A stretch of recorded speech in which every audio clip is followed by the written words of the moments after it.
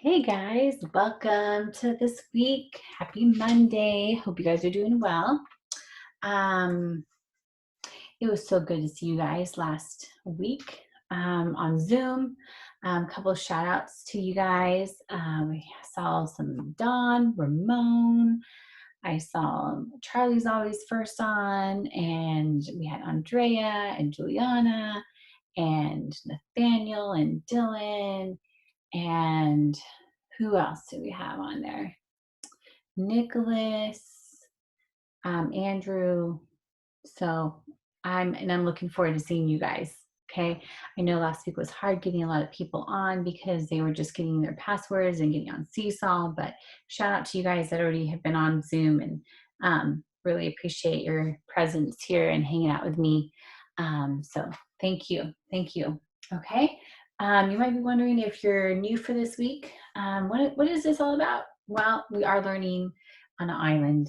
Island means that we're alone, isolated by water. We're not isolated, but we are alone in the sense of in our own homes and learning. But we're not alone because we're together, but we're alone. So I just thought make it fun and say, hey, we're on an island. We're gonna learn. We're in Hawaii. Um, so welcome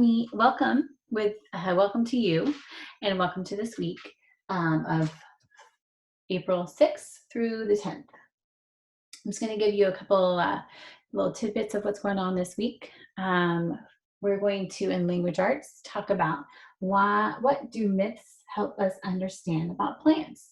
You might be wondering, what is the word myths?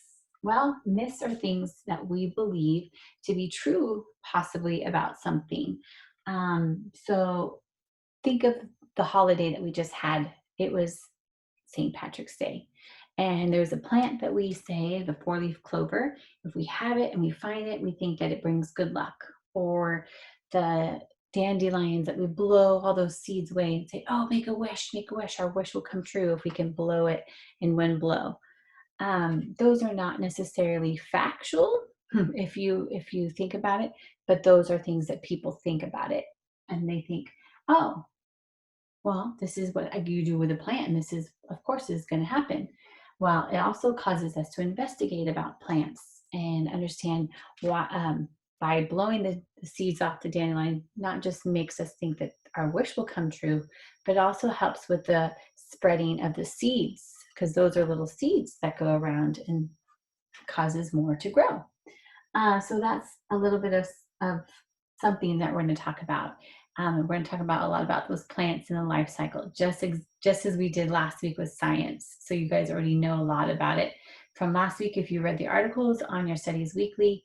And this week we have some more stories about that.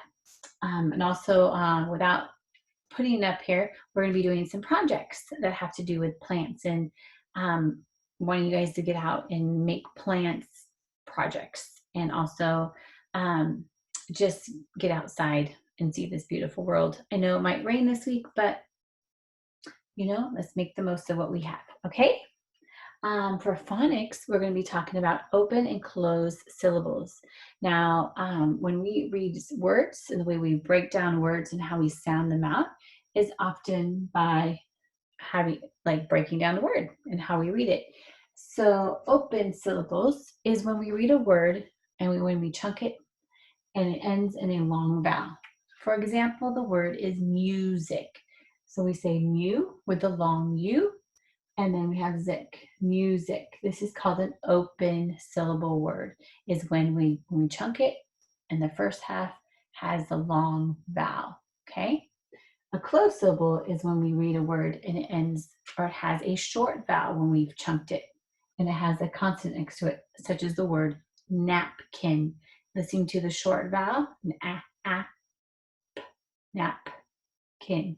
So it has the short vowel attached to it. So we hear the vowel as long, and that's our open. We hear the vowel as short in the first chunk, and that is closed. All right. For our math, we will continue with money, counting money, identifying the coins, and just making sure that we really get a good grasp on that, because that is going to be super important because we're going to be taking a test on that on Monday. So join me on Zoom so we can practice and that we can understand how to count by ones, count by tens, count by fives, count by 25, and group coins together to make different amounts. So make sure that you guys stay tuned to our Zoom meetings for that. And lastly, for Studies Weekly, we're going to be talking about North America. We live in North America right now. That's our continent. And we're learning about the different parts of North America. So stay tuned to that for that. And I look forward to seeing you guys on Zoom. So I will talk with you guys later. All right. Have a good Monday morning.